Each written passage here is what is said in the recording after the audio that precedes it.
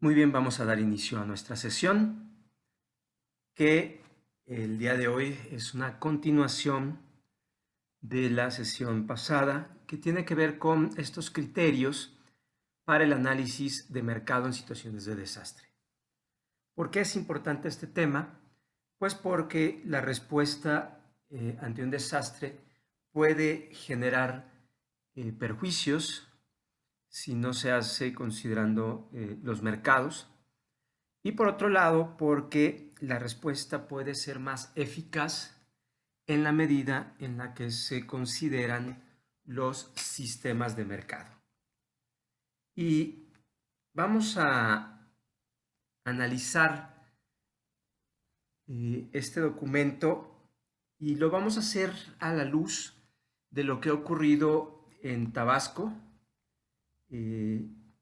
particularmente lo que ocurrió el año pasado, en el 2020, pero también utilizaremos algunos aspectos relacionados a las inundaciones del año 2007, en la cual a mí me tocó participar. Entonces vamos a adentrarnos en este tema y nuevamente recordar estas ideas que son muy importantes, que si queremos resolver problemas debemos comprender los problemas y tomar decisiones. Entonces, en situación de desastres, en situación de crisis también es muy importante comprender que si no actuamos con inteligencia podemos generar resultados muy limitados. Y también empleamos esta idea de inteligencia de riesgos, que comprende saber lo que sabemos, saber lo que no sabemos y tomar decisiones para reducir daños y pérdidas. Sin embargo, aquí algo muy importante es que entre saber lo que sabemos y saber lo que no sabemos está la incertidumbre. Y la incertidumbre es precisamente algo que tenemos que reducir.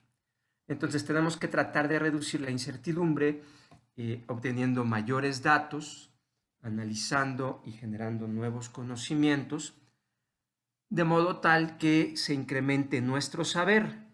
Pero aún así, habrá espacios donde no sabemos lo suficiente o donde no tenemos el tiempo o los recursos o simplemente técnicamente y científicamente no podemos conocer más. Y por lo tanto, cuando hablamos de riesgo, no podemos aspirar a llegar a una incertidumbre cero. Y lo mismo ocurre en situación de desastre. No podemos llegar a una incertidumbre cero, pero sí tenemos la obligación de tener a la vista esa incertidumbre remanente. Es decir, tener claro que la incertidumbre está allí y que además nosotros, esta incertidumbre es como un vacío, es un hueco que le falta al conocimiento. Y ese hueco habitualmente lo llenamos con algo. Para poder tomar decisiones tenemos que llenar esos huecos de información, de conocimiento con algo. Y ese algo se llaman supuestos. Entonces nosotros metemos supuestos para llenar la incertidumbre que no podemos reducir. Y por eso Dylan Evans nos trae esta idea y nos dice: la inteligencia de riesgos es saber lo que sabemos, saber lo que no sabemos, hacer un esfuerzo para saber más, pero al final, antes de tomar la decisión, tenemos que tener claro que hubo una incertidumbre, que hubo huecos, vacíos que no pudimos llenar obteniendo mejor información, y entonces esos huecos los vamos a llenar suponiendo cosas. Por lo tanto, una persona que es riesgo inteligente decide mejor porque sabe lo que sabe, sabe lo que no sabe y está pendiente de las hipótesis o de los supuestos que utilizó para su análisis. También hemos hablado de nuestros 4 escenarios, donde no queremos ir al escenario disfuncional y por lo contrario queremos que el sistema social, que está en situación caótica por el impacto de los fenómenos, por su vulnerabilidad y su exposición, porque están ocurriendo daños y pérdidas, entra en caos, y lo que queremos es que se autoorganice como una parvada de patos que van volando en una formación muy clara, con un objetivo y propósito claro, de modo tal que tarde o temprano los problemas generados por el desastre comiencen a ser atendidos y se reduzcan poco a poco hasta que lleguemos a un nuevo escenario donde pues tenemos una cierta resiliencia. Hemos insistido mucho en que se requiere inteligencia, no solamente como un atributo de las organizaciones y de las personas, sino inteligencia como un proceso. El ciclo de la inteligencia le hemos llamado. También necesitamos coordinarnos alrededor de problemas específicos y organizarnos alrededor de problemas específicos lo hemos denominado organización de clústeres, como le llama la Organización de Naciones Unidas, o también son células o mesas de trabajo o equipos.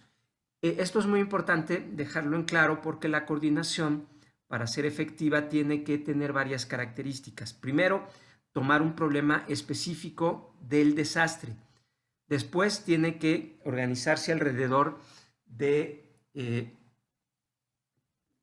instituciones o personas que tengan afinidad a la tarea. Y esta afinidad, ya lo hemos dicho, también surge porque hay afinidad porque se es parte de un territorio, hay afinidad porque sabes de una disciplina, porque tienes responsabilidades legales, porque es parte de un sector gubernamental o porque eres un grupo vulnerabilizado o un grupo afectado por ese problema en particular. Y finalmente se tiene que elaborar un plan de modo tal que ese plan llene los vacíos entre las vulnerabilidades y las capacidades, y para ello se requieren recursos, y estos recursos tienen que ser seleccionados considerando la complejidad del problema, pero también se tienen que movilizar a partir de ciertas fuentes de financiamiento y se tienen que administrar correctamente para generar un rastreo, un seguimiento de los recursos y se pueda generar la transparencia que, como hemos visto, en primer lugar es para las personas afectadas.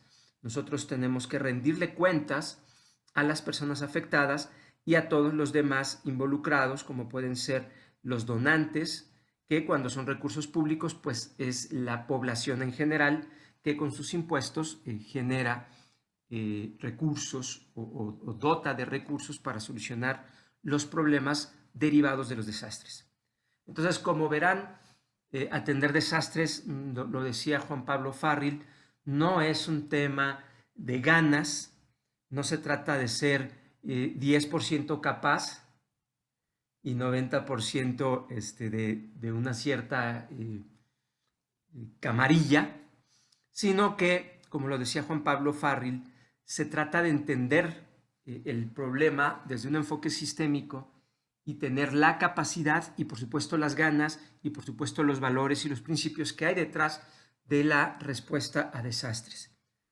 Entonces, la movilización de los recursos implica el que se seleccionen los recursos más adecuados para potenciar las soluciones que hacen falta en la situación de desastre.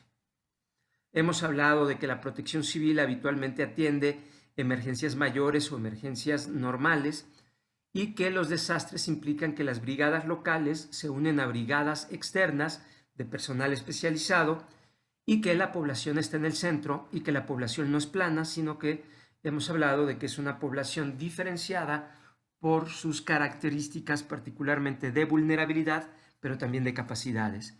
Se requiere más tiempo y se requiere que haya una organización que en determinado momento, cuando es una emergencia pequeña, es una organización triangular, hay un jefe y muchos apaches, uno manda y los demás obedecen. Cuando es una emergencia mayor, no hay un solo jefe, sino que tiene que haber una red de gobernanza, y también lo hemos dicho que cuando hablamos ya de un desastre o de una catástrofe, estamos hablando de una estructura de panal de abejas, donde hay clústeres, donde hay células, equipos, mesas de trabajo, pueden tener distintos nombres, pero se unen alrededor de un problema para generar un plan de solución de ese problema en particular, aplicando lo que también hemos dicho, que se utiliza, que es el ciclo del programa humanitario, que Juan Pablo nos hizo el gran favor de explicarnos originalmente. Entonces, cada clúster tiene un problema específico, tiene integrantes afines a esa tarea, a ese problema, y aplican un ciclo que es muy parecido al ciclo de políticas, el ciclo del programa humanitario, para resolver ese pequeño problema. Entonces, como verán, este proceso de que el sistema caótico se convierte en una parvada implica que seamos capaces de ver completo el elefante, pero también de descomponerlo en pequeños problemas, en generar los equipos afines que puedan resolver esos problemas. Y otro aspecto es que debe replicarse a diferentes escalas. Es decir, si el problema es un problema general del desastre que afecta a dos estados, por ejemplo, la solución debe de ser un clúster nacional, un clúster estatal, un clúster municipal, un clúster por colonia. Depende, si ese es un solo problema que tiene diferentes escalas, lo importante es que las células se repliquen de manera fractal. Los que estudian un poquito de sistemas sabrán que los fractales son copias más pequeñitas, muy parecidas a la copia grande. Entonces, al final, nuestro gran plan humanitario, plan de acción, plan de reconstrucción, el nombre que se le dé, porque se utilizan muchos nombres en todo esto, cuando es emergencia, habitualmente le llaman PAI, un plan de acción de incidentes. El asunto es que existen diferentes problemas y diferentes clústeres que pueden ser de un solo sector, pero habitualmente no ocurre eso porque los problemas son complejos. Entonces, habitualmente un problema se resuelve entre varios sectores, entre varias disciplinas, habitualmente afecta a varios territorios y, por supuesto, a diferentes grupos afectados por ese problema. Y bueno, se requiere inteligencia, coordinación, más inteligencia, más coordinación, porque compartimos recursos. Y arriba, bueno, se requiere mucho más inteligencia, mucho más coordinación en estos pequeños clústeres alrededor de problemas específicos con integrantes afines y que pues van a movilizar también recursos para poder resolver los problemas asociados al desastre y en un plan humanitario.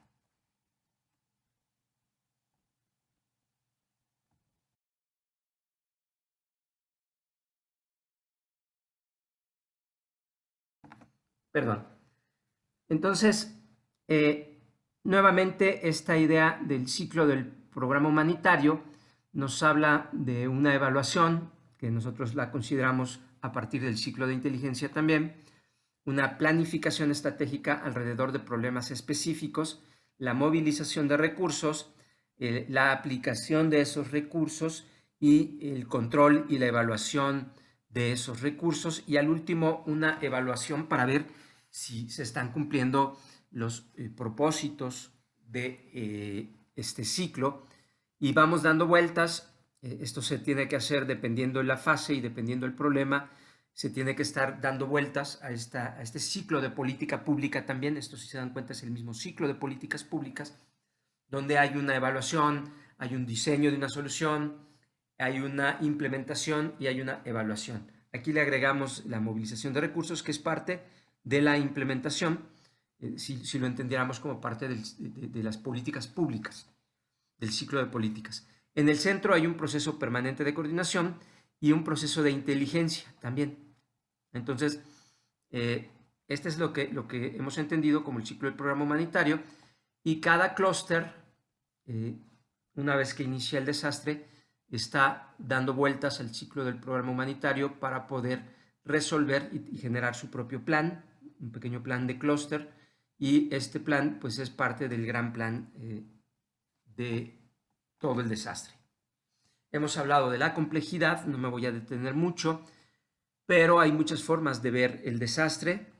El problema habitualmente es que lo podemos ver de manera fragmentada, y cuando nos ocurre eso, lo que nos puede suceder es que resolvamos de manera parcial, que no aprovechemos los pocos recursos que hay, y entonces el problema no se resolverá de la misma manera fragmentada que en equipo. Y eso surge desde la coordinación para la evaluación, para la inteligencia, que de algún modo pues tiene 3 escalas, lo hemos visto también, el nivel no coordinado, donde hay evaluaciones múltiples, cada quien tiene su metodología y se generan distintos reportes, ¿no? Este nivel es el más bajo y es esto, donde cada quien hace su evaluación, cada quien ve el elefante con sus propios lentes y entonces pues eso hace que se puedan tener evaluaciones distintas. Gran parte de lo que yo he observado en los muchos desastres en los que he estado es que la mayoría de las veces no hay evaluación. Es decir, no surge una evaluación estructurada, inteligente, con el ciclo de inteligencia, sino que en muchas ocasiones simplemente responden como perro atropellado sin una evaluación. En algunos casos llega a haber evaluaciones no coordinadas, donde cada municipio hace las cosas a su manera, cada sector hace las cosas a su manera, cada disciplina hace las cosas a su manera, y al último tenemos muchos informes, y lo que nos ocurre es que no podemos ver el elefante completo. A veces cuando tenemos acceso a varios reportes podemos llegar a entender un poquito más el elefante, pero el problema es que pues el esfuerzo no se potencia. Arriba está también el nivel de o la evaluación armonizada, donde hay muchas evaluaciones, pero hay una metodología más o menos estandarizada y al último se genera un reporte que, aunque está fragmentado, no deja de ser un único reporte. Entonces, ¿qué significa? Pues que vemos esto completito, lo vemos desde las diferentes ópticas, pero los vemos todos. El otro caso es que cada quien ve un pedacito, ¿no? Uno ve el colmillo y otro ve la cola. Este de acá implica que ya estamos viendo desde todos los lentes, pero estamos viendo algo que a lo mejor no fue metodológicamente integrado desde un principio.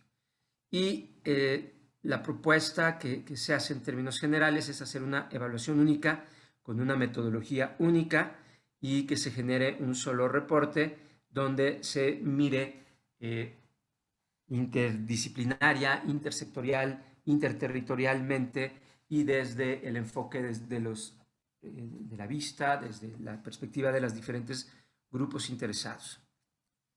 Para eso también, bueno, se habla de esta pirámide de Sherman-Kent, donde hay un desastre, hay una serie de hechos. Si registramos esos hechos, tenemos datos. Aquí la idea es tener una metodología única y tener datos estandarizados y homologados en todos los territorios, por ejemplo, para ver la vivienda, por ejemplo, o para evaluar los mercados, que es parte de lo que estamos haciendo ahorita, de manera homologada en todos los estados, en todos los municipios. Entonces vamos a poder ver una evaluación conjunta, ¿no? A pesar de que cada quien va a salir en distintas brigadas, el producto, como hay una metodología única, pues el producto va a estar, va a ser comparable, va a ser estandarizado y lo vamos a poder hacer juntos, ¿no? Entonces aquí el tema es, en tu metodología, ¿qué datos necesitamos? Pues todos recopilan los mismos datos y los registran con los mismos métodos, ¿no? Con los mismos instrumentos. Luego esto se va a un sistema compartido de información. La información son datos ordenados. Acuérdense que podemos tener muchos datos desordenados y eso no es información. La información es cuando ya está ordenada, sistematizada y entonces tenemos sistemas de información. Esto se analiza y se genera un conocimiento, el conocimiento se difunde y entonces se toman buenas decisiones. El ciclo de inteligencia comienza por establecer un requerimiento. ¿Qué quiero saber? Luego un plan de inteligencia. ¿Cuáles van a ser los datos que voy a recopilar? ¿Con qué instrumentos? ¿Cómo me voy a distribuir en el territorio? ¿Cómo me voy a repartir el trabajo? Después nos vamos al terreno a buscar los datos primarios. Aquí también algo muy importante es que el requerimiento y el plan inicial de inteligencia surgen de datos secundarios. Aquí utilizas los datos secundarios, las estadísticas, como para darte una idea de qué necesitas buscar. Después te vas a hacer la recolección en terreno, se procesa la información, se analiza y se genera un conocimiento que se reparte y al último se aprovecha el conocimiento para tomar mejores decisiones. No hay nada peor que, aquí yo lo decía, Si un hecho que no es registrado no es un dato que no está ordenado no es información, una información que no se analiza no es conocimiento, un conocimiento que no se difunde no sirve para las decisiones y un conocimiento que no se aprovecha para tomar decisiones es basura. Por lo tanto, aprovechar, explotar el nuevo conocimiento es muy importante y en ocasiones ocurre que los investigadores, esto es muy común que ocurra, por ejemplo, con las personas que hacen ciencia o investigación, que obtienen un conocimiento, ya hicieron su paper, pero ese resultado no le llega al sistema y por lo tanto el sistema no se beneficia de ese nuevo conocimiento, ¿no? Entonces, bueno, esto no lo voy a repetir. Vamos a ver un video. Puede que hayas oído hablar del desarrollo de sistemas de mercado y quizá te preguntes qué significa. ¿Qué tienen que ver los negocios o empresas privadas con la disminución de la pobreza y cómo puede compararse con una ayuda más convencional? Arrojemos algo de luz con el siguiente ejemplo. Imaginemos a Petra, una pequeña productora que vive en la pobreza en una zona rural montañosa. Su familia depende del dinero procedente de la cría de ganado y de la venta de leche. Para entrar en el creciente mercado de carne y productos lácteos de las ciudades, Petra debía aumentar su producción. Pero corría el riesgo de que el ganado enfermara y quedara improductivo. El veterinario más cercano estaba a varias horas, ya que no veía beneficio en proporcionar servicio a zonas rurales. El riesgo a epidemias disuadió a Petra de invertir sus ahorros en ampliar su rebaño y, como otros pequeños productores, se vio excluida de las oportunidades del nuevo mercado alimentario. Generalmente, los organismos de ayuda y gobiernos intentan ayudar directamente a gente como Petra. ¿Que no hay veterinario? Su respuesta es: vamos a vacunar al ganado o incluso a proporcionar más animales cuando alguno muera. El problema que esto acarrea es que primero solo llega a una poca gente, por lo que no tiene un impacto extenso, y segundo, los beneficios cesan cuando se agotan los fondos, y esto lo hace insostenible. Peor aún es que algunas ayudas pueden entorpecer a nuevos emprendedores a crear sus empresas, las cuales podrían proporcionar bienes y servicios asequibles durante los años venideros. El desarrollo de sistemas de mercado es distinto.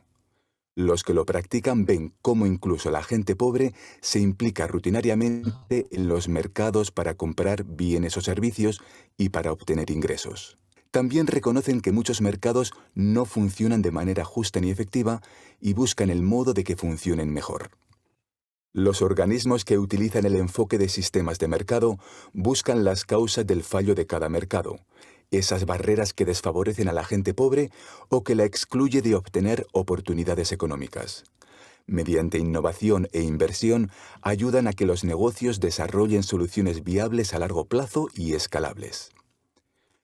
En el caso de Petra, la falta de acceso a los servicios veterinarios se abordó de tres maneras: ayudando a fabricantes de productos veterinarios a comprender el potencial comercial de las zonas rurales, haciendo presión para reformar las normativas que impedían tener unos servicios asequibles, y con inversión colectiva para probar la viabilidad de farmacias rurales innovadoras que establecieron servicios asequibles en zonas remotas. Para llevar a cabo este enfoque se tuvo que trabajar, además de con los pequeños productores, con otros actores como fabricantes, comerciantes, farmacias locales, veterinarios y funcionarios. Esto ha dado a un sistema de mercado más inclusivo, con inversiones continuadas e innovación por parte de empresas. Como resultado, decenas de miles de familias productoras, incluida la de Petra, se benefician ya de servicios veterinarios viables a precios asequibles. La historia de Petra es solo un ejemplo de transformación de los sistemas de mercado, para darnos cuenta del potencial económico y humano de las personas que viven en la pobreza. Ejemplifica un enfoque de desarrollo que puede tener impacto a gran escala a la vez de tratarse de un cambio duradero. Este enfoque no persigue la ayuda financiera, sino beneficios comerciales y sociales. La innovación, el reparto de riesgos financieros y la creación de lazos de confianza son factores que transforman el modo en que empresas, comunidades y gobiernos piensan y trabajan juntos. Hoy día, los enfoques sistémicos se utilizan en agricultura, servicios financieros, energía, salud e higiene, para que los mercados funcionen mejor para la gente que vive en la pobreza. Puedes encontrar más información en BIM Exchange, www.bimexchange.org. Muy bien, entonces algo que es muy importante tener presente son los lentes que estamos tratando de utilizar en estos criterios mínimos. Lo primero es que vemos sistemas de mercado, no vemos negocios aislados, sino tratamos de ver el sistema de mercado. Por otro lado, esto ya implica un enfoque sistémico, para empezar.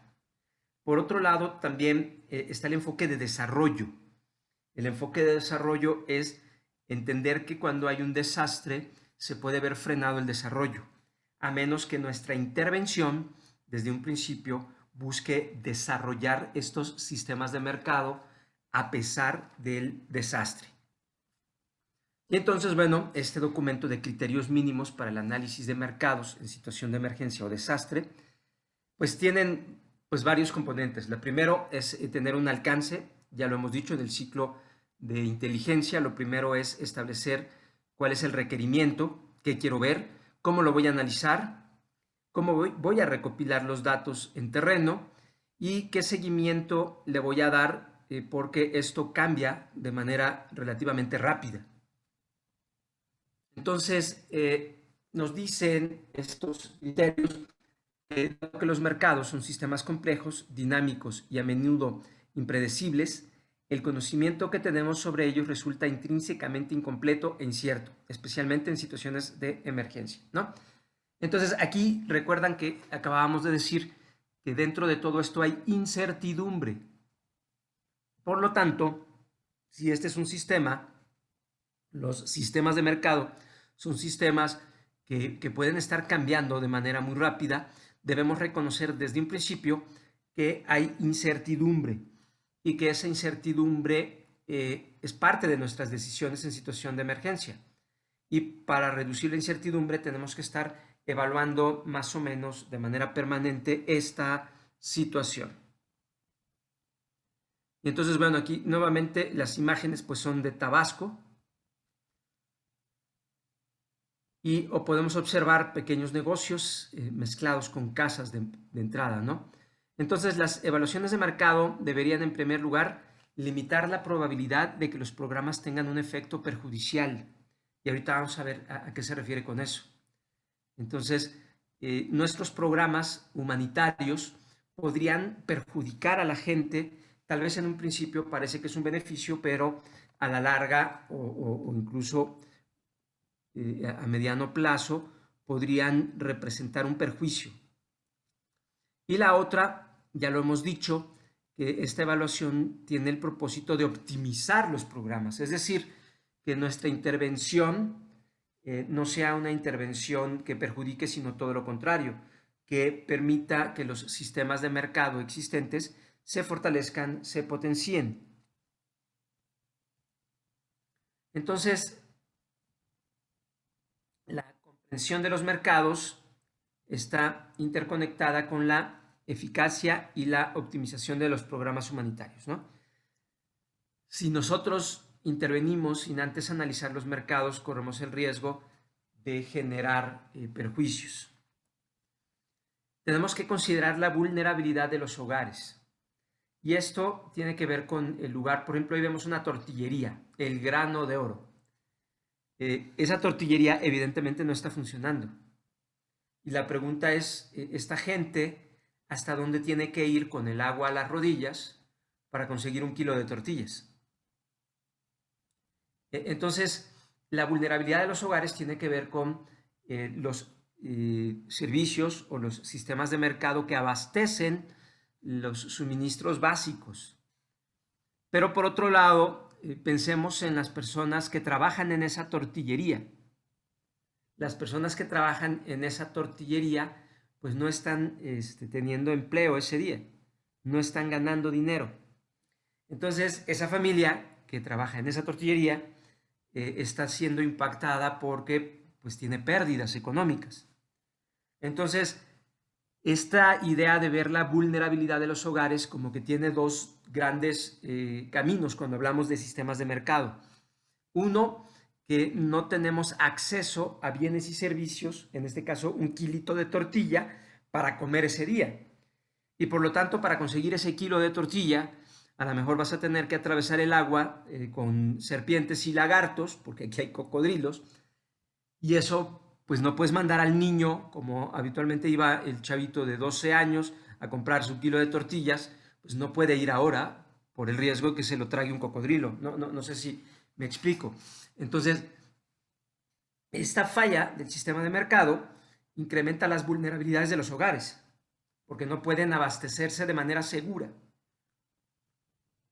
Pero por otro lado, ya no hablemos de los clientes, sino hablemos de los productores. La gente que produce la tortilla, los que trabajan ahí, el dueño de la tortillería, el que vende el gas, el que vende lo que le llaman la maleta, ¿cómo se llama? La masa. Entonces, como verán, todo este sistema de mercado se ve afectado y impacta doblemente a diferentes grupos.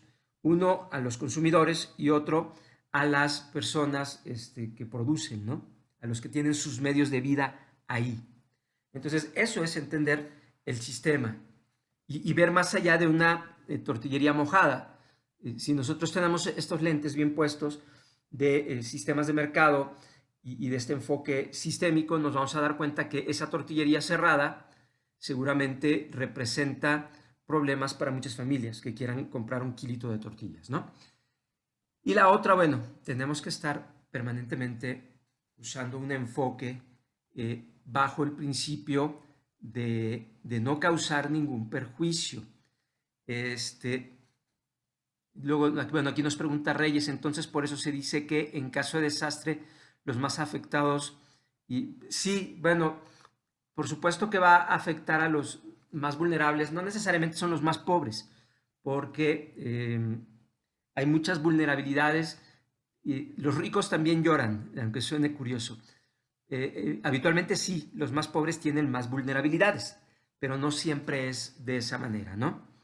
Entonces, para que no hagamos una relación unívoca y directa entre pobreza y vulnerabilidad. Hay gente pobre que ha encontrado mecanismos para ser menos vulnerable.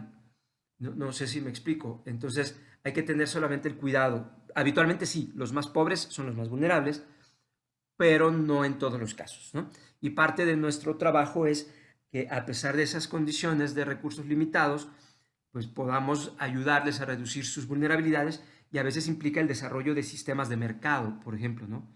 Intervenciones donde pensemos en el enfoque de desarrollo económico para esas familias. Y finalmente, bueno, el principio de no causar ningún perjuicio. Imagínense esa tortillería. De repente decidimos que la gente necesita tortillas. Pues sí, necesitan tortillas y necesitan tortillas seguras para que no se los traguen los cocodrilos. Y entonces les empezamos a llevar tortillas. Y bueno, de todas maneras la tortillería está cerrada.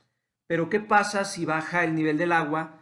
Llegan todos los empleados de esa tortillería, la limpian, sacan el lodo y después de un gran esfuerzo vuelven a abrir. Y al momento que abren la tortillería, nosotros seguimos regalando tortillas. ¿Quién creen que les va a comprar a esa tortillería si nosotros seguimos mandando tortilla gratis? Entonces, a eso se refiere con que no generemos un perjuicio, porque las familias que viven de esa tortillería no van a poder seguir ganando dinero. Pero a lo mejor resulta que los clientes, como están muy mal, quedaron muy mal parados, pues tampoco tienen dinero para ir a comprar tortillas.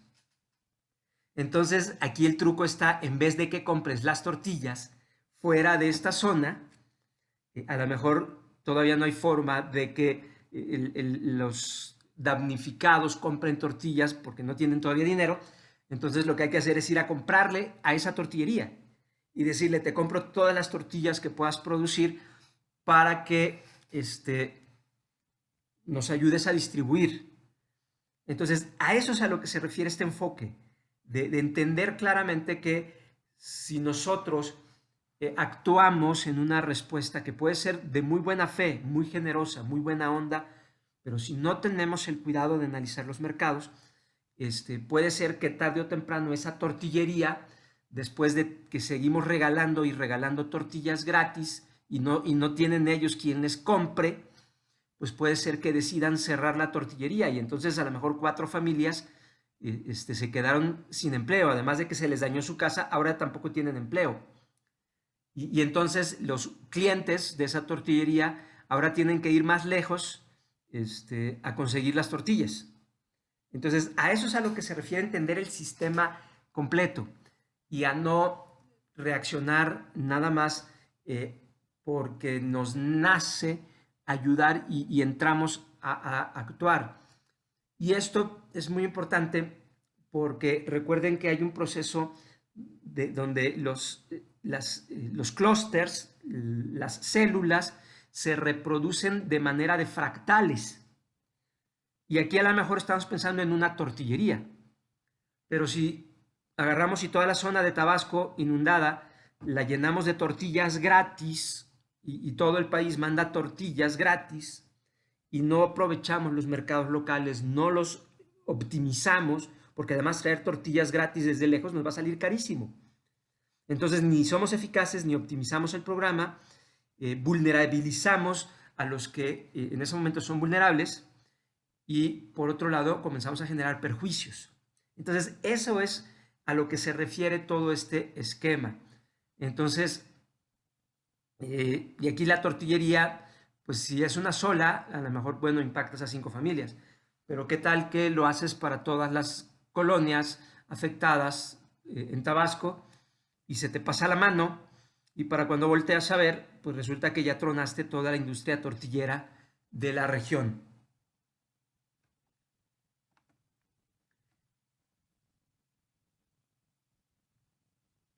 Observen lo que trae en la mano la señora, trae alimento cocinado tal vez en otro lugar. Entonces, el análisis, el alcance analítico de lo que nos marcan estos criterios mínimos implica primero identificar las principales decisiones relativas al programa humanitario. Es decir, ¿qué voy a hacer? ¿Voy a repartir tortillas? ¿Voy a repartir comida caliente como esta que trae la señora en la mano?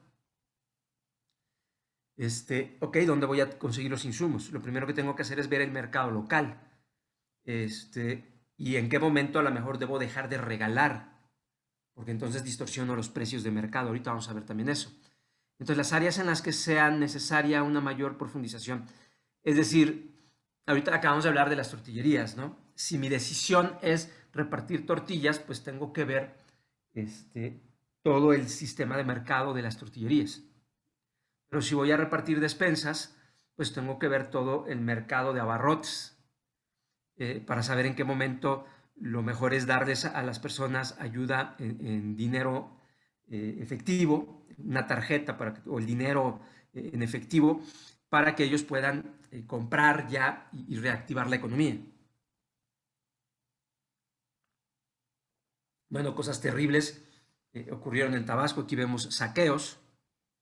Y entonces, cuando la respuesta no es eficaz y hay personas abusivas, tal vez en algunos casos, podemos ver esto, ¿no? Donde resulta que ahora esta empresa, este comercio en particular, pues además de la inundación está sufriendo un daño mayor.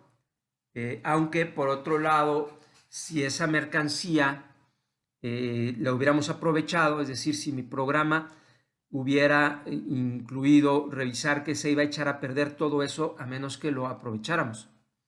Por lo tanto, si hacemos una evaluación rápida y nos damos cuenta que necesitamos repartir despensas, pero que además se están echando a perder materiales, entonces vemos la forma de que estos compas abran y que los otros tengan dinero o que se lo compres tú directamente y que la gente venga en vez de robárselo, que se forme para que se lo des. Entonces, estos son aspectos muy importantes que de repente no logramos concatenar de manera efectiva, ¿no? No, lo del trueque y lo de las mulitas, eso es de López Obrador. No, estamos hablando de cosas serias. Esas ideas de que yo te doy y tú me das, pues no tienen que ver con los sistemas de mercado. Entonces, tenemos que hablar de aspectos reales, ¿no? Y bueno, aquí, ¿qué nos dice este alcance? Lo primero que tenemos que hacer es identificar los mercados clave. ¿Los mercados clave para qué? para cubrir las necesidades de la gente, para empezar. Y estos mercados clave tenemos que ver cuáles son sus vínculos con un sistema más amplio, un sistema más generalizado. Y la otra, los vínculos y los actores que están siendo afectados, ¿no? Entonces, ver esta red, necesito repartir despensas, pero resulta que hay 5 almacenes ahí inundados. A ver, localicen a los dueños de esos almacenes y pregúntenles si su mercancía todavía se puede utilizar. Y si te dicen que sí, pues vas y la verificas. Y si se puede utilizar esa mercancía, pues ves cómo la sacas, ves cómo la compras, y entonces, en vez de que ocurra el saqueo, pues la aprovechas, ¿no? Pero esto tiene que ser, si se dan cuenta, tiene que ser muy rápido para esto, ¿no? Y bueno, identificar los mercados clave no es sencillo, porque aquí, por ejemplo, la economía de Tabasco es una economía muy petrolizada, dependen de Pemex en gran medida, pero también están los ganaderos. Pero aquí Pemex, por ejemplo, sufrió pocos impactos, entonces sería ocioso que nos metiéramos a revisar el sistema de mercado petrolero, porque Pemex recibió pocos impactos, no dejó de pagarle a sus trabajadores, y entonces realmente no es el sistema de mercado más importante para la atención humanitaria. A lo mejor los ganaderos, a lo mejor los pescadores, a lo mejor los pequeños comerciantes, los restauranteros son los que tuvieron el problema. Entonces hay que ver cuáles son los mercados clave, y para eso hay que preguntarnos, bueno, a ver, ¿de qué vive esta gente? Vive del petróleo. Perfecto, ¿qué impacto tuvo? Pues muy pequeño. Pásele a lo que sigue. El segundo grupo más importante, ¿de qué vive? Ah, pues viven de las artesanías. Ah, perfecto, a ver qué impacto tuvo la artesanía. Y la otra es, estos mercados clave pueden verse también desde la óptica de los grupos más vulnerables. ¿Cuál es el sistema de mercado más afectado? ¿Quiénes se vieron más afectados? Entonces, si se dan cuenta, identificar el mercado clave implica primero obtener datos secundarios de qué vive esta gente, cuántos viven de eso, e ir viendo si los sistemas sufrieron impacto, si están relacionados hacia afuera, porque a veces puede ser que parezca que el impacto es muy local, pero en realidad si toda esta gente trabaja en Pemex y les sigue llegando su quincena, pues su problema no necesariamente va a ser de que se quedaron sin dinero, sino que más bien a lo mejor lo que necesitan es que esta tienda abra lo más rápido para que ellos puedan comprar, que la tortillería abra rápido para que también puedan consumir y comprar. Entonces, esa es parte del enfoque, ¿no? Entonces, los vínculos internos y externos tenemos que revisarlos. Si tratamos de revisar el sistema de Pemex, petrolero, el sistema de mercado petrolero, que tiene vínculos externos, nos damos cuenta que pues ese mercado no debe de ser clave para nuestro actuar. Adelante, Reyes. Disculpe, mencionaba de cada vulnerabilidad de las personas, pero por ejemplo, ¿cómo se podría apoyar para para las personas que viven del turismo? Bueno, ahorita lo vamos a ver. Okay. Hay varias cosas. Lo primero, hay que esperar a que baje el agua. Lo que te puedo decir, por ejemplo, en el año 2007 llegó desde Presidencia de la República una instrucción que todas las acciones, todos los eventos que organizara el gobierno federal se tenían que hacer en Tabasco. Entonces, 2008 y 2009, cualquier cosa, un congreso, cualquier cosa que fuera a financiar el gobierno federal, tenía que hacerse en Tabasco. Ese es, por ejemplo, un ejemplo. Y hay otras formas, pero ahorita lo vamos a revisar más a detalle. Entonces, lo primero que tenemos que identificar es cuál es el mercado clave que tengo que revisar. Si el mercado clave, primero por el número de personas que viven de eso, ¿no? Que dependen de ese mercado, pero si tiene vínculos externos que no se vieron afectados y los actores no se ven afectados porque a Pemex no le preocupó, entonces me voy al siguiente grupo social y así sucesivamente hasta ir de arriba para abajo. Pero después tengo que ir de abajo para arriba. Puede haber mercados muy pequeñitos de personas muy vulnerables o muy pobres. Entonces es de ir de arriba para abajo y de abajo para arriba para poder ver que son mercados a lo mejor que no tienen vínculos externos, que son mercados muy locales. El señor que pesca todos los días y que le vende y que vive de vender su pescado a un lado de su lancha. Entonces, si él se quedó sin pesca, a lo mejor son 100 pescadores o 20 pescadores que no van a tener cómo mantenerse. Entonces, hay que tener siempre el cuidado de ver los mercados más importantes, los más grandes, y ver qué tanto impacto tuvieron. De ahí nos vamos a los mercados más pequeñitos. Y luego nos tenemos que ir de abajo para arriba, pero desde los lentes de la vulnerabilidad. Es decir, cuáles de estos mercaditos sufrieron un impacto tan grave que no se pueden levantar y que se va a morir de hambre esa gente. Aquí vemos más saqueos. Y nuevamente esa mercancía se pudo haber aprovechado sin que la gente la robara. Si la gente la necesita es porque están en problemas, pero por otro lado esa no era la mejor forma y tiene que ver con precisamente este análisis de las necesidades y de los mercados, cómo vamos a cubrir este problema, ¿no? Entonces, al identificar los sistemas de mercado adecuados, considere primero los mercados que resulten esenciales para la supervivencia y los medios de vida de los hogares, es decir, la tortillería, ¿no? ¿Cuál es el mercado de tortilla? ¿Cuál es el mercado de despensas? ¿Cuál es el mercado de agua potable? Entonces, esos mercados son los primeros que tienes que revisar para ver cómo están funcionando. Pero también, precisamente estos mercados, ¿de qué vive la gente? Pensemos en los dueños, en los trabajadores de la tortillería. La tortillería es su medio de vida. Pero también la tortillería le provee a los hogares bienes y servicios. La gente tiene que comprar 1 kilo de tortilla para comer y entonces no hay dónde comprar ese kilo de tortilla, ¿no?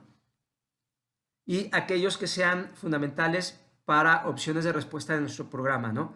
Si necesito agua potable, pues hay que ver si hay agua potable acá adentro y la compro toda. O sea, voy y la compro toda esta y la reparto toda o le doy dinero a la gente para que vaya y la compre. El asunto es cómo le hago para que este mercado en particular no sufra dobles impactos, el de la inundación más el del saqueo. Y por el otro lado, cómo le hago para que estos mercados locales sean aprovechados y potenciados lo más pronto posible, ¿no? Aquí vemos otro saqueo. Aquí estamos hablando, bueno, de redes mucho más amplias. No es la tiendita o el negocio muy local, como los anteriores tal vez. Estamos hablando de redes más grandes, pero aún así es problemático también el hecho de que la gente esté saqueando, ¿no? Procura limitar a un máximo de 2 el número de sistemas de mercado que se vayan a evaluar para evitar abarcar demasiado. Entonces, ¿qué quiere decir esto? Tienes que filtrar primero todos los sistemas de mercado y una vez que encontraste los sistemas más importantes, los más críticos, los más vulnerables, entonces sobre esos te concentras. Y particularmente aquellos mercados que puedas impactar negativamente con tus acciones, ¿no? Si yo quiero llevar jabón de baño, pues tengo que ver si no hay una fábrica de jabón de baño que esté aquí, o cómo están las tiendas en esta zona, ¿no? Las tienditas de la esquina. Y si las tienditas es recuperable parte de su mercancía y cómo le hago para comprársela, ¿no? Entonces tenemos que, al identificar los sistemas de mercado adecuados, debemos considerar bueno, esto no sé qué hice, porque esta la repetí. No sé, a ver, espérenme. Sí, ¿por qué? ¿Quién sabe? Pero está repetida. Ok, veamos otro video más. Y también tenemos información importante desde Tabasco con José Raúl Reyes. Muy buena tarde. Gracias, buenas tardes. Así es, 2 meses de inundaciones han dejado múltiples daños a las actividades económicas en el estado de Tabasco. En la Chontalpa, no solo actividades de alto valor económico como el cultivo de la caña, sino también las artesanales. En el municipio de Jalpa de Méndez, familias dedicadas a la alfarería llevan semanas sin poder trabajar debido a que el agua acabó con la materia prima, el barro que utilizan para la elaboración de ollas, comales y otros utensilios de cocina, y además herramientas que perdieron en sus talleres. No han podido trabajar ni tampoco vender lo que tienen en bodega y es una situación muy precaria la que enfrentan. En el municipio de Huimanguillo, productores dedicados al cultivo de caña estiman que el exceso de humedad dejará pérdidas de hasta 7,000 pesos por hectárea, una merma que perjudicará directamente al productor. De hecho, consideran que podría haber retrasos en la zafra contemplada para estos días de diciembre y además dificultades para sacar la producción dado que los caminos cosecheros quedaron completamente destruidos por las lluvias. A la fecha, de acuerdo con el último informe de Protección Civil, 6 ríos se mantienen arriba de su escala crítica y el último informe de Protección Civil, porque no se ha actualizado, señala que son 175,000 los tabasqueños que siguen afectados por inundaciones en unas 700 localidades de 7 municipios. El reporte que les tengo esta tarde. Ok, entonces aquí vemos otro tema bien interesante que tiene que ver con lo que les venía platicando. Las producciones intensivas, ahí es la caña de azúcar. Y bueno, hemos platicado que la caña de azúcar pues es un cultivo permanente que tiene varias zafras, que es cuando cortan la caña. Y la humedad en exceso le afecta. Y eso va a reducir el rendimiento de la producción de caña. Y eso es lo intensivo. 6,000 pesos o 7,000 pesos, dijo, por hectárea se va a reducir la producción.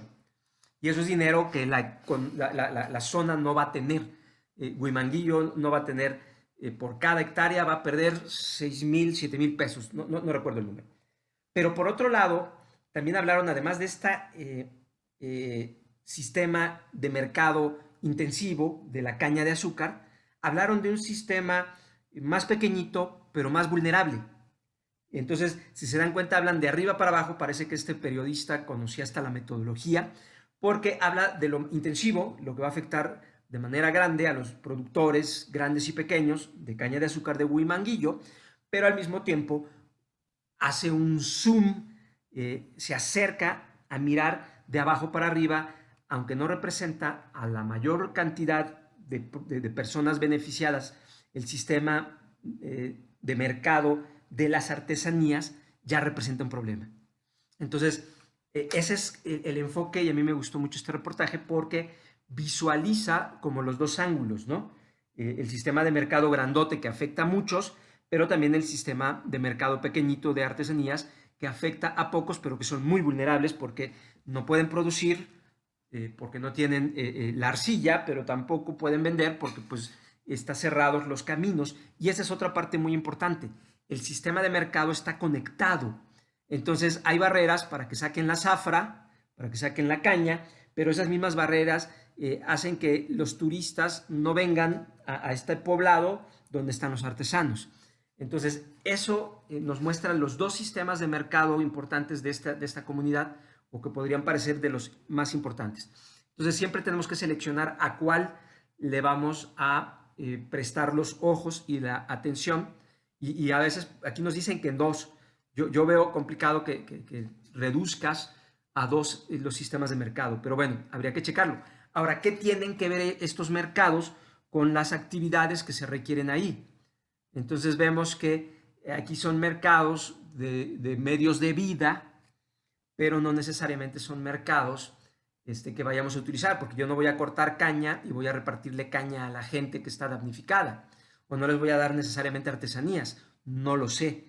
Tal vez podríamos pensar que parte del paquete de ayuda pues va a ser platos de barro, y entonces en vez de darles platos de estos de plástico, pues vas y les compras todos los platos que tengan en su almacén para poder activar la economía. Entonces, a lo que me refiero ese es el doble enfoque, el enfoque de medios de vida y el enfoque de mi programa humanitario.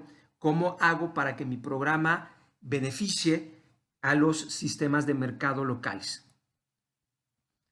Entonces hay que examinar los datos y los documentos secundarios de entrada, identificar las preguntas clave que son prioritarias, ¿no? Es decir, cuáles son los mercados de los que depende esta gente, y la otra, cuáles son los mercados de los que depende la mayor cantidad de personas, los mercados afectados. Porque repito, el mercado petrolero aquí no se vio afectado, pero sí, por ejemplo, el mercado de la caña de azúcar, ¿no? Y los sistemas de mercado que necesitan una mayor profundización. Una vez que hacemos este análisis, podemos decir, ¿sabes qué? A ver, investígate cuántos artesanos, cuántas familias realmente de artesanos hay. Ve a buscarte, debe haber alguna asociación, o pregúntale al presidente municipal con quién lo ves.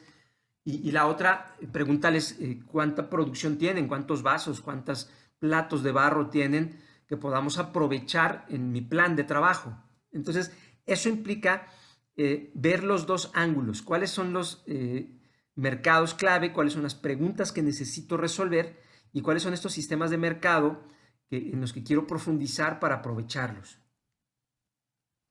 Nuevamente, pues vemos el comercio, ahí vemos, me parece que es una carnicería esa cosa, o no sé qué sea, el rincón de brujo, a lo mejor es un bar, y una farmacia, parece que es eso que está del otro lado. Entonces, considera los mercados que resulten esenciales para promover a los hogares vulnerables, para proveer, perdón, a los hogares vulnerables de bienes y servicios, ¿no? Necesitan alimento, necesitan agua potable, ¿qué necesitan? Entonces, pues yo tengo que ver el mercado de despensas, el mercado de medicamentos, ahí vemos que a lo mejor hace falta comprar medicamentos, y la otra, los mercados que propician los medios de vida de los hogares, es decir, de qué vive esta gente, ¿no? ¿Qué compra y de qué vive, ¿no? Acá vemos atrás unos campos muy grandes de plátano que al ser inundados podrían tener efectos, es nuevamente una plantación permanente. ¿Qué efectos positivos o negativos podrían tener estos cultivos? Establecer cuáles son los vínculos clave que pueden ser una labor complicada, ¿no? Establecer estos vínculos clave es una labor muy complicada. Entonces sí, por ejemplo aquí, si esto va a afectar negativamente, si ya no van a poder cortar esos plátanos y no los van a poder cortar a tiempo porque está todo inundado y tal vez se van a madurar de más, entonces el hecho de que no los puedan cortar y sacar porque están cerradas las carreteras puede implicar daños y pérdidas, ¿no? Y estos vínculos requieren una información considerable sobre los flujos comerciales entre los mercados locales y los que se encuentran fuera de este ámbito. A veces esto va a hacer que en la viga incremente el precio del mercado del plátano tabasco, ¿no? Por poner un ejemplo. Entonces, si entendemos esto, a lo mejor nos damos cuenta que habría que mandar camiones todoterreno para poder sacar parte de la producción y recuperarla, no lo sé. Por eso hay que entender el mercado. Y puede que solo aflore tras haber identificado y entrevistado a comerciantes clave. Si este señor que va ahí caminando, él es el productor de plátano, pues tenemos que hablar con él. Oigan, ¿qué le afecta esto? ¿Qué cree que va a ocurrir? Esto que ven aquí son los plátanos. O sea, estas son como bolsas con las que los cubren. Entonces, ¿cómo se puede sacar eso? O todavía aguanta, no hay problema, pues se puede esperar uno. Esas pencas en las matas de plátano, ¿qué efecto van a tener, por ejemplo? ¿No? ¿Y cuántas familias dependen de esto? ¿Y qué se espera en la producción? Es parte de lo que tenemos que aprender. Bueno, aquí vemos también la ganadería y hay que identificar los vínculos y los actores de los mercados claves que se hayan visto afectados por la situación de emergencia. Entonces aquí podríamos decir, en Huimanguillo también está afectada la ganadería. ¿Qué va a ocurrir con estas vacas? Pues que comen, no están comiendo porque pues está todo el pasto cubierto y además cuando baje el agua tal vez el pasto se encuentra en una situación que no se puede consumir. Entonces es previsible que estos animales bajen de peso o incluso que algunos se mueran. Aquí vemos, bueno, otro tipo de productos, ¿no? El maíz. Entonces, a la hora de determinar el alcance geográfico de la evaluación, tienes que tener en cuenta, primero, tanto a los actores clave del mercado que están vinculados comercialmente a la zona afectada. Una vez que escogiste los mercados, tienes que ver quiénes son los actores. Las 50 tortillerías o la Asociación de Productores de Maíz o de Ganado o de Caña. Entonces, tienes que ver quiénes son los actores claves y cómo es que están vinculados, ¿no? Todo el sistema, por dónde sacan el material, quién se los compra, a dónde lo transportan. Como a los actores que probablemente se vean afectados por la posible respuesta, ¿no? Nuevamente, estos actores clave que están en el sistema de mercado, tienes que ver si los vas a impactar positiva o negativamente. Eso, o neutral, ¿no? Puede ser que no los afectes en nada, pero antes de tomar la decisión de tu respuesta, tienes que mirarlos a todos ellos. Vamos a ver un video más.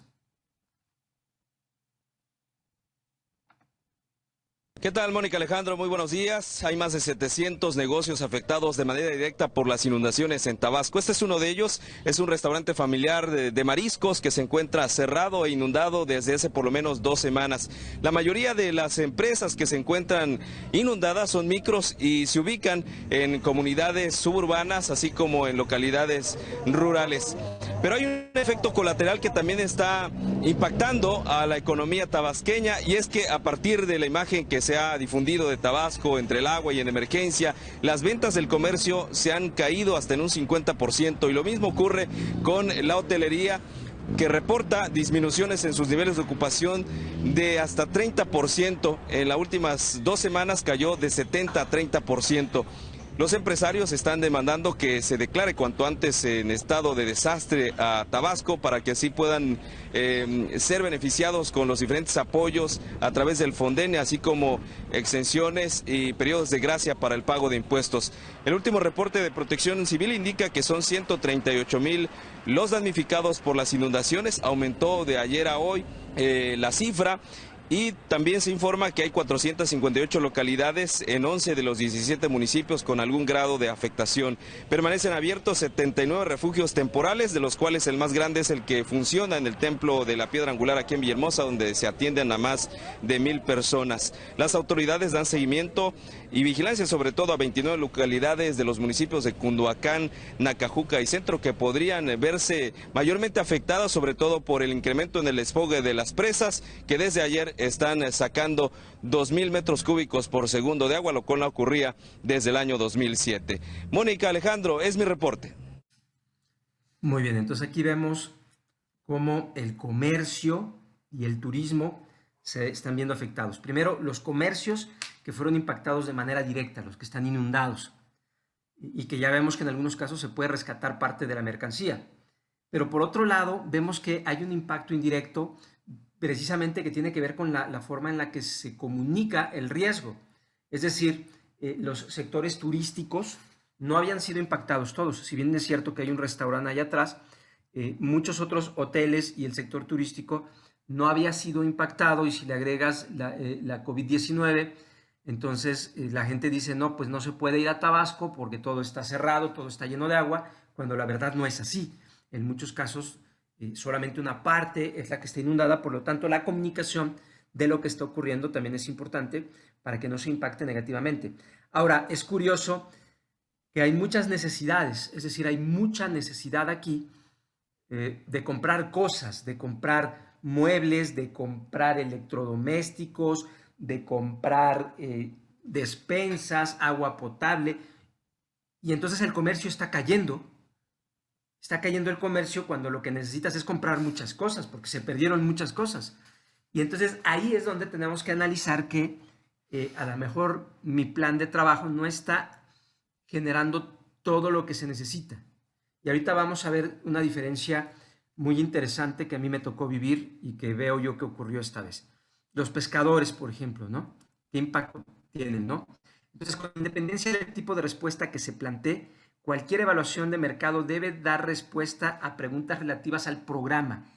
Es decir, si voy a comprar muchas cosas y está cayendo el comercio, lo lógico es comprarlas ahí, y que se centran en la reacción del mercado ante una respuesta concreta, y también a estas 3 preguntas fundamentales. Pregunta número 1, ¿en qué medida son competitivos los mercados esenciales? Es decir, la alimentación, el agua potable, el agua embotellada, es competitivo, realmente hay buenos precios y pueden producir lo que nos hace falta. ¿En qué medida se encuentran integrados los mercados esenciales? También eso es muy importante, es decir, antes del desastre, esta gente de qué vivía y cómo estaban conectados e integrados, y si existen factores étnicos, religiosos o de género que influyen en el acceso a estos mercados. Ya lo hemos dicho, la población no es plana, hay barreras por discriminación étnica, religiosa, de género, que pueden estar afectando más a unos que a otros, ¿no? Observen esa purificadora de agua. Lo lógico es que yo necesito agua embotellada. Y además las 24 horas y a 8 pesos el garrafón. Entonces, con el fin de identificar las preguntas claves o más preguntas clave, tenemos que exponer con claridad la decisión relativa al programa pertinente. Entonces, Mi programa consiste en ayuda humanitaria y lo primero que debo pensar es que en mi programa incluye suministrar agua potable embotellada. ¿Por qué? Pues porque hay un desastre, entonces necesito agua potable embotellada. ¿Y qué hay atrás? Una purificadora. Entonces, hay que profundizar en las preguntas, ¿no? Entonces, ¿qué podemos hacer? ¿Podemos comprarle el agua a esa purificadora? Fíjense lo que les estoy diciendo. Están inundados y la pregunta es, ¿podríamos comprarla? ¿No podríamos colocar costales alrededor de esta purificadora y hacer que empiece a funcionar y en vez de traer el agua desde la Ciudad de México y transportarla en helicópteros, nos saldrá más barato colocar barreras de costales para que esto esté seco y para que pueda trabajar esta purificadora? ¿Quién les trae el agua? Llega por pipas. ¿Puede entrar la pipa a suministrar el agua y hacer que la purificadora vuelva a funcionar? Entonces ya sé que a lo mejor suena excesivo, pero lo que quiero dar a entender es que esta es la clase de preguntas que tenemos que hacer. ¿Podemos comprarle el agua a esta gente? ¿Estará contaminada? ¿Cómo le hago para saber si está o no contaminada? ¿Qué necesitaría hacer para que funcione esta purificadora? ¿En dónde están los dueños? Yo necesito agua purificada. Aquí hay una purificadora que vende a 8 pesos el garrafón. A mí me salen en 50 pesos el garrafón, más transportarlo me salen otros 200 pesos. Me está costando 250 pesos el garrafón, cuando aquí a lo mejor, haciendo una pequeña inversión, lo puedo comprar en 8 pesos. Entonces lo hago más eficaz, inyecto dinero, pero al ratito va a suceder que tal vez este cuate, como ve que pues, hay muchas ventas, lo sube a 12. Entonces puede cambiarme el precio. Esa es parte del truco también, ¿no? Bueno, aquí vemos estos equipos para transportar ganado. Estas son zonas ganaderas y miren que pueden comer las reses ahí, ¿no? O las vacas. Entonces, procura no abarcar demasiado cuando definas el alcance analítico de la evaluación del mercado, ¿no? Si nos podemos ir a los detalles de dónde voy a traer la tapita y quién me va a comprar la, no sé, y a veces podemos irnos muy a detalle. Es muy fácil acabar distrayéndote con aspectos del sistema de mercado que no tienen mucha relevancia para las principales decisiones que vas a tomar. Entonces, concéntrate en la decisión que vas a tomar, ¿no? Y quítate de otras cosas, porque puede ser que acabes perdiéndote buscando más información de la que realmente necesitabas, ¿no? Entonces, ¿dónde se encuentran los mercados para los bienes de primera necesidad? Alimentos, artículos no alimenticios, productos para tener refugio, etcétera. Entonces, aquí, ¿dónde están esos mercados? ¿Dónde puedo comprar esto? ¿Los compro en Villahermosa? ¿Lo compro en el mismo poblado? ¿En Cárdenas? ¿En Huimanguillo? ¿En Jalpa? ¿En Jalapa? ¿En Jalpa de Méndez? ¿En dónde los voy a comprar? ¿En qué medida están conectados los hogares vulnerables a esos mercados? Eso también es muy importante, ¿no? Es decir, recordemos el pescador, ese pescador que no puede pescar porque pues, los peces se escaparon y no hay forma de pescar ahorita. Y entonces ese pescador que lo que pesca, una parte se lo come y otra parte lo vende para sus otras necesidades, simplemente él está muy vinculado a esta actividad y ya no la puede llevar a cabo.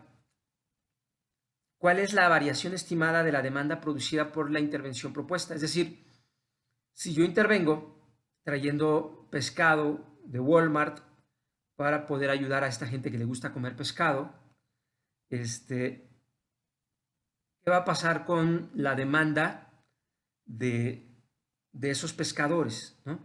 Si yo traigo otro tipo de alimentos, les van a seguir comprando. Si esos cuates se recuperan y empiezan a vender pescado, les van a seguir comprando, o mi propuesta va a ser que dejen de comprarle a esos pescadores, ¿no?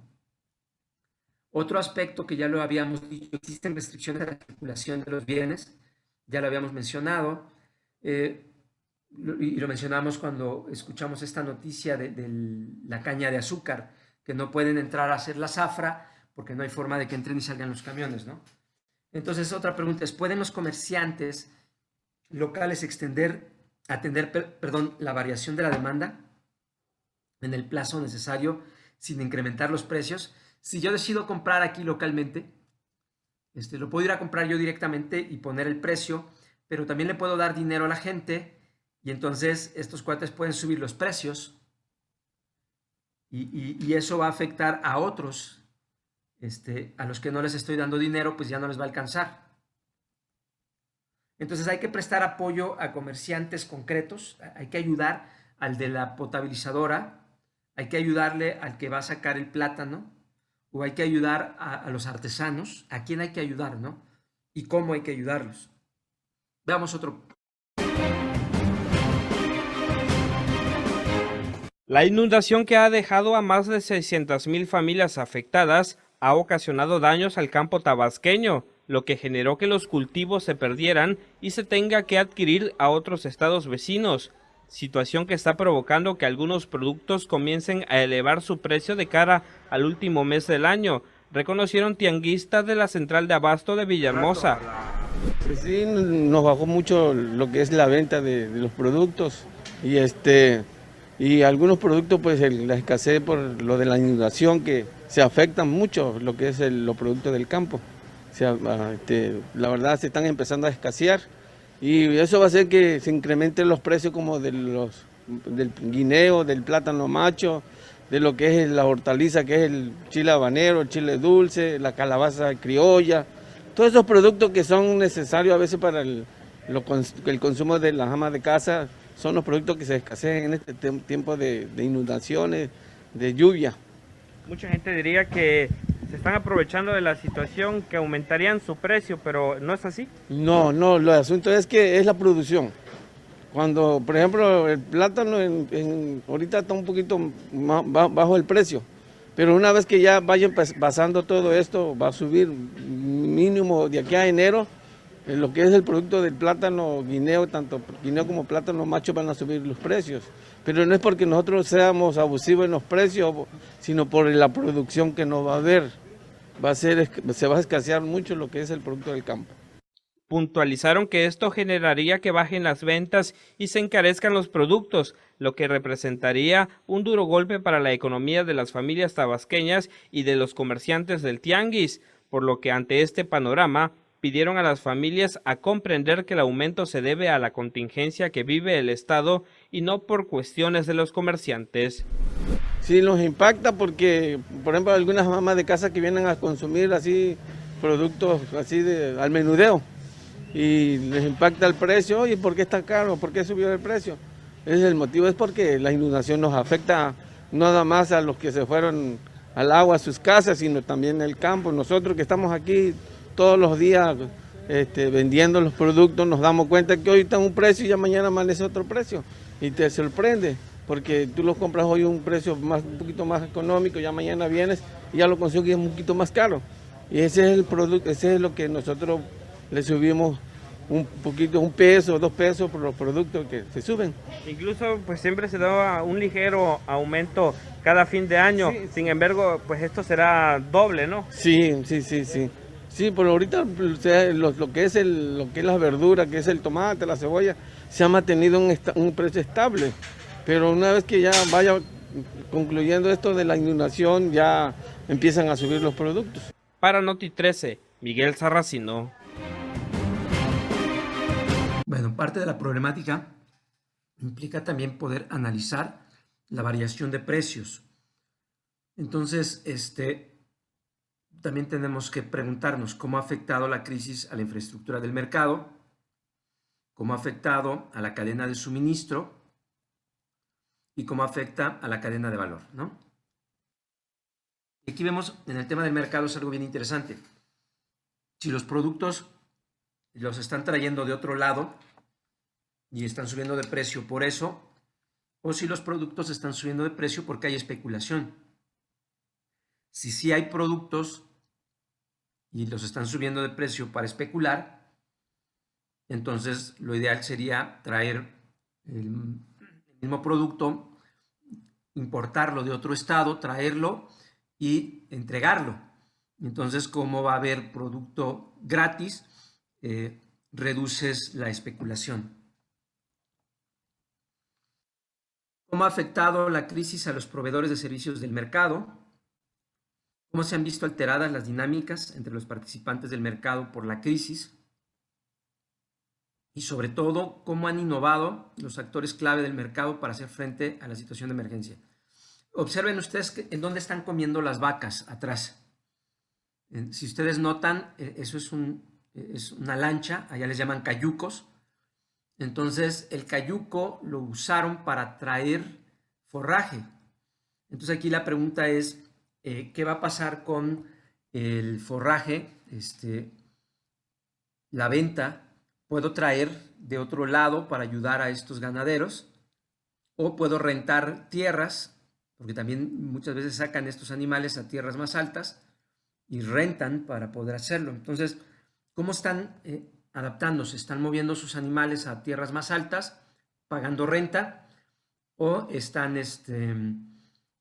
trayendo forraje de otro lado, ¿no?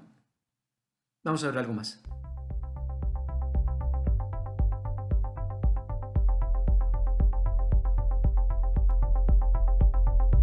¿Qué es el enfoque de sistema de mercado o DSM? Esta metodología para diseño de proyectos supone 4 pasos que aquí explicaremos brevemente. 1. Diagnóstico de la cadena de valor y su sistema de mercado. 2. Diseño e implementación de soluciones a las causas subyacentes de los cuellos de botella. 3. Replicación, escalamiento y sostenibilidad de las intervenciones. 4. Monitoreo del cambio. 1. Diagnóstico. La cadena de valor a la que su proyecto pertenece funciona a través de múltiples relaciones de oferta y demanda en sus distintos eslabones. Pero además, estas relaciones operan dentro de un sistema. Lo primero es entender cada dinámica de la cadena de valor como un sistema de mercado, identificando sus actores, sus debilidades y fortalezas y la forma como funcionan y se relacionan entre sí. Luego, ver que además de la relación central entre oferta y demanda, existen funciones de soporte que facilitan esta dinámica. Por ejemplo, servicios de transporte, capacitación, financieros o infraestructura. De otro lado, existen también normas que regulan dicho sistema, algunas formales, como leyes, estándares y regulaciones, y otras informales, como las prácticas comunes y costumbres entre miembros de la cadena.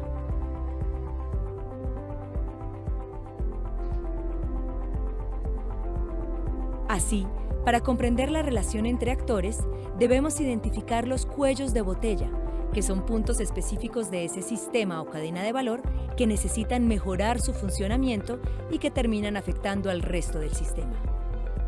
Para encontrarlos, no solamente debemos mirar la relación oferta y demanda, sino también el resto del sistema de mercado, las funciones y normas. Muchas veces es allí donde subyacen los problemas. Pero cuidado, podría ser que los cuellos de botella inicialmente identificados sean solo síntomas de las verdaderas razones del obstáculo. Un ejemplo, dentro de la cadena de valor del café de exportación, a pesar de alcanzar la calidad requerida para el mercado y hacer una buena post cosecha, no se logra el volumen para cumplirle al cliente. Una posible causa puede ser el no acceder a fertilizantes en el periodo clave de la siembra, pero esto es solo el síntoma. La causa subyacente radica en que el productor no accede a créditos para comprar los fertilizantes. 2. Diseño de soluciones. Luego del diagnóstico, es momento de diseñar su proyecto o intervención. Estas siempre apuntan a mejorar el desempeño de los actores de la cadena de valor, generando un cambio sistémico, inclusivo y sostenible. Con el DSM se buscan cambios en el funcionamiento de determinados actores del sistema. Así el cambio debe incluir a todo el sistema y no solamente a los beneficiarios directos del proyecto. Volvamos a nuestro ejemplo. El cambio requerido es en las entidades financieras, ayudándolas a diseñar una estrategia efectiva que mejore el acceso a créditos para insumos como fertilizantes. Este servicio de crédito debería ir acompañado de asistencia técnica. Aquí les presentamos un cuestionario base para mejorar el diseño de sus proyectos. Tomen nota. ¿Cuál sería el beneficio del Grupo Meta si se aplican las mejoras e innovaciones al sistema? ¿A qué servicios mejorados, funciones de apoyo, regulaciones, acceden los beneficiarios? ¿Cuáles, dónde y de qué forma son los cambios que requiere el sistema de mercado? ¿Cómo puede la propuesta estimular esos cambios? Para resumir, el enfoque sistémico implica que sus proyectos deben ser catalizadores, motivar y vincular nuevos actores y funciones de mercado. Baja intensidad, tiempo, actores, recursos y niveles de apoyo finitos y limitados. Flexibles, con una estrategia clara, pero con capacidad de reacción. Ustedes, los proponentes, deben asumir el rol de facilitador entre distintos actores para dinamizar el sistema. Para ello es clave pensar en proyectos piloto sostenibles en el tiempo y con aliados que puedan poner a prueba la intervención. 3. Replicación y escalamiento. En nuestro ejemplo, se podría apoyar a una entidad bancaria local para que mejore su estrategia y luego ella podría replicar esta experiencia en otros territorios o en otros sistemas. Una vez consolidado el piloto, los proyectos deben procurar que otros actores del mercado adopten las estrategias del proyecto. Se puede hacer mediante la difusión, intervenciones complementarias y el involucramiento de otros actores a quienes beneficie el proyecto. 4. Monitoreo del cambio. Por último, es importante considerar que lograr transformaciones en cualquier sistema es un proceso impredecible, sobre todo en sistemas socioeconómicos complejos y dinámicos. Por ello, el monitoreo como herramienta de reacción permite adaptarse a los cambios del mercado, tomando decisiones oportunas para la ejecución exitosa de las propuestas. Para mayor información, consulte Muy bien, entonces, nuevamente esta idea de enfoque de sistemas de mercado. Y lo que nos plantea también aquí es que hay que establecer si vamos a intervenir dando trabajo, hay empleo temporal, es decir, un programa donde te doy dinero a cambio de trabajo.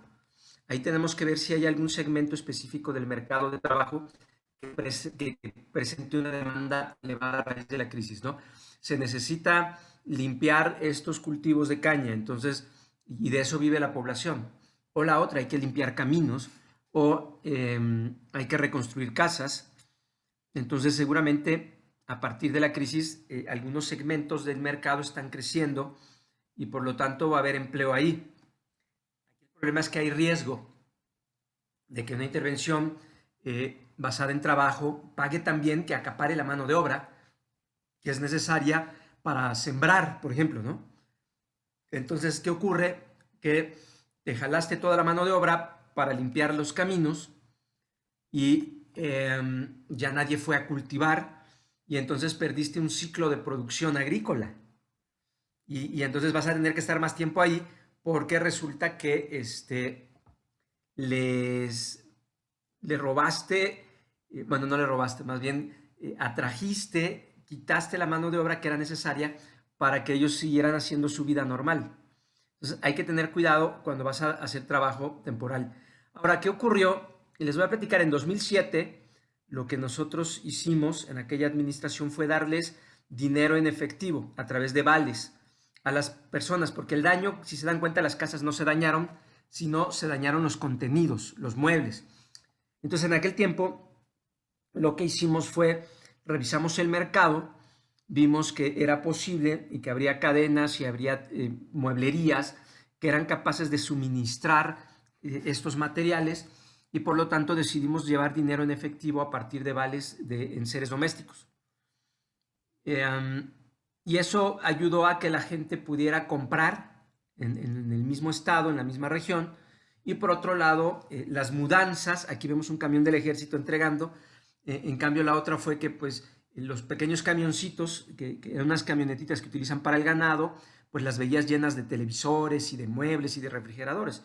Otra es que el refrigerador se tiene que comprar el que tú necesitas. Es decir, a veces se te dañó el refrigerador y a veces no.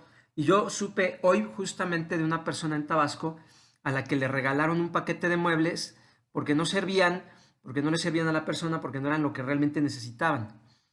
Entonces, ahí sí yo veo un retroceso aquí en México, no porque lo haya hecho yo o haya participado en esto en Tabasco en 2007, sino porque trajeron toneladas de muebles de otros lados, de enseres domésticos, los trasladó el ejército, le quitaste el tiempo al ejército y no permitiste que todo el mercado de mudanzas, mueblero, en la región se viera beneficiado. Entonces hay que establecer si se debe adquirir los bienes de forma local o si los tienes que traer de China, ¿no? Comprados todos en una sola compra. Y además ahorita como están haciendo puras compras sin licitación con adjudicaciones directas y opacidad, ¿no? Hay que establecer si se adquiere localmente, elevarán las compras de las organizaciones excesivamente los precios en los mercados de origen. ¿Qué pasa si lo compro aquí?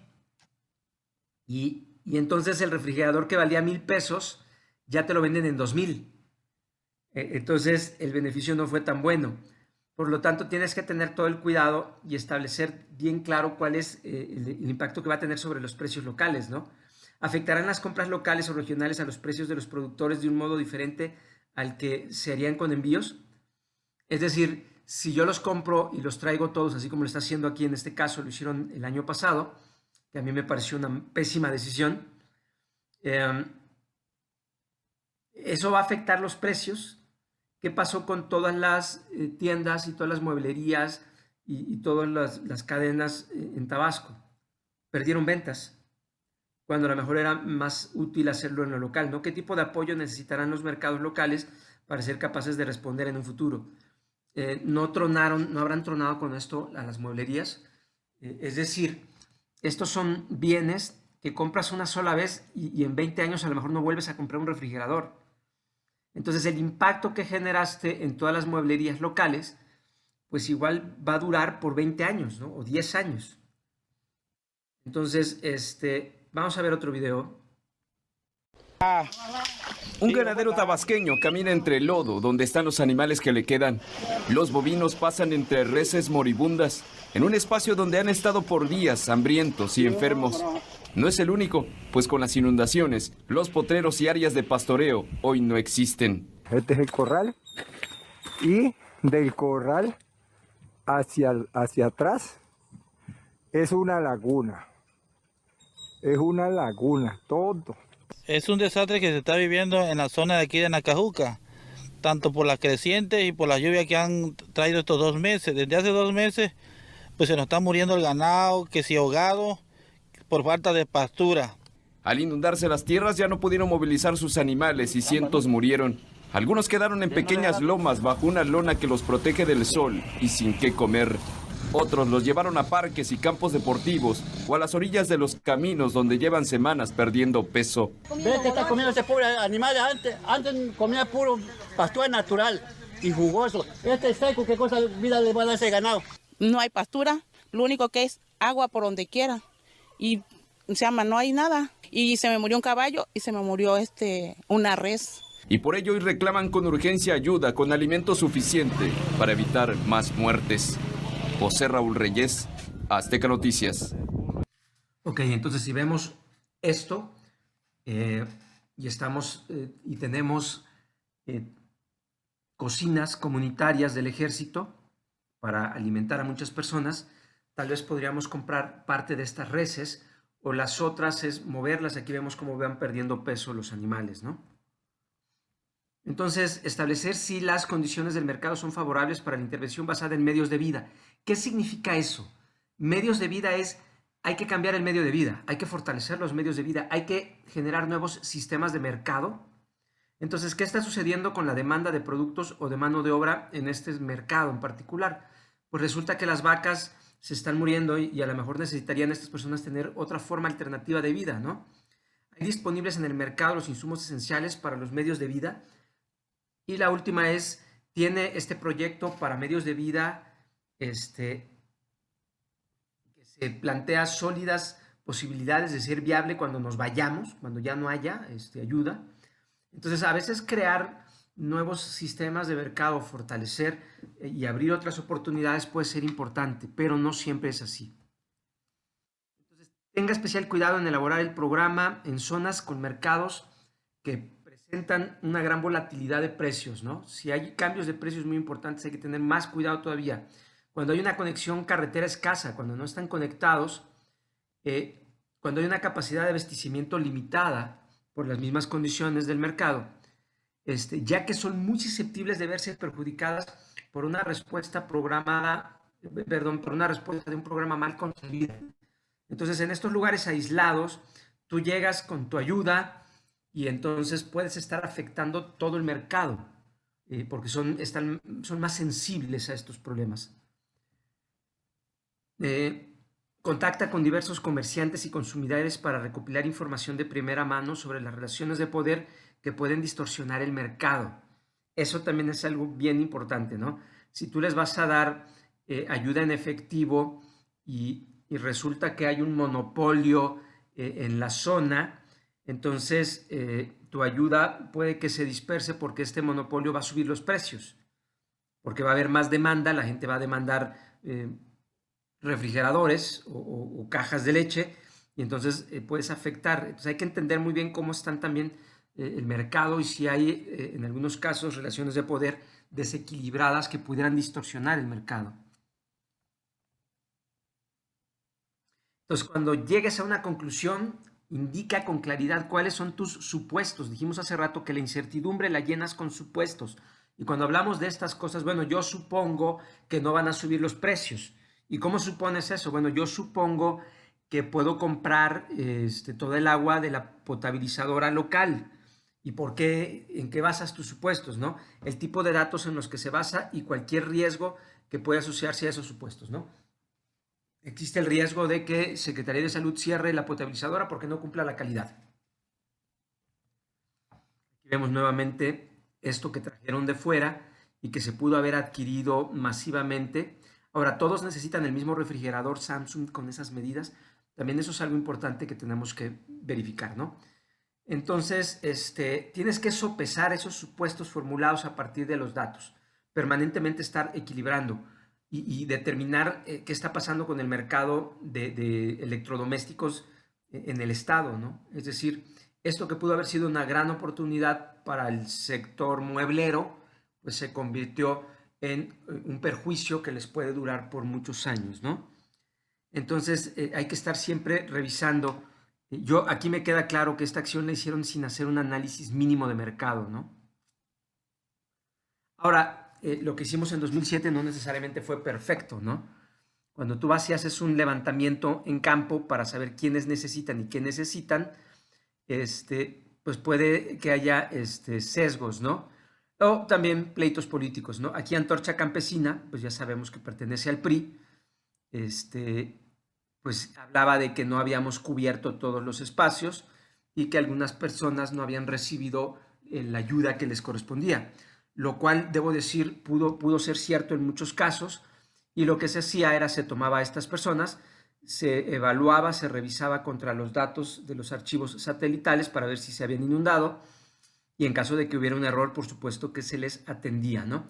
Entonces, ¿qué quiero decir con esto? Que cuando vas a evaluar 150,000 casas inundadas, como ya lo vieron ustedes, por supuesto que puedes cometer muchos errores. Entonces, por un lado, es más fácil de repente comprar los paquetes, ir casa por casa y mandar al ejército, aunque te vas a tardar y vas a demandar muchos recursos del ejército, pero contra ese control, que puede ser muy riguroso, puedes hacer la otra técnica, que es te doy el dinero para que tú vayas y compres y entonces aproveches el dinero de acuerdo a tus necesidades.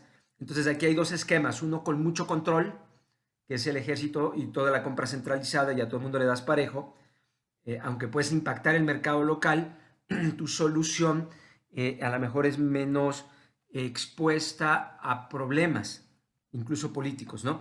Incluye en cada equipo al menos una persona que conozca la comunidad afectada y que tenga un amplio conocimiento de los mercados locales. Eso es muy importante. Tienes que conocer, una vez que escogiste los mercados, pues tienes que traerte personas que sepan de esos mercados que vas a analizar, de esos sistemas de mercado. Y por otro lado, priorice que esa persona tenga experiencia en los mercados antes que experiencia humanitaria. Es decir, no te lleves al bombero local. Necesitas al responsable, al que ha estudiado las tortillerías, al que conoce el sistema de mercado de muebles o de electrodomésticos, o el sistema ganadero o el sistema de artesanías. Entonces, tienes que allegarte de gente que sepa eso para que tú puedas mapear y entender claramente cómo está funcionando ese sistema de mercado y si lo vas a afectar positiva o negativamente. Entonces, escoger tu intervención con trabajo, con dinero en efectivo, con medios de vida, implica tener el cuidado de todos estos aspectos. Y pudiera parecer de repente poco importante. A veces parece que es más rápido llegar con despensas y no importa dónde lo compres, lo importante es que se entregue rápido y nadie me moleste políticamente, pero también a veces es preferible que tengas este tipo de manifestaciones que políticamente sean capitalizadas, porque es parte de los riesgos, a que generes un impacto negativo que pueda durar varios años. Entonces hay que equilibrar los tiempos y, como verán ustedes, son preguntas que tenemos que hacernos cada vez que actuamos, cada vez que intervenimos para resolver una crisis derivada de un desastre. Tenemos que escoger con claridad qué vamos a comprar, cómo vamos a intervenir, dónde lo vamos a comprar, qué impacto va a tener en los mercados locales y si estamos potenciando.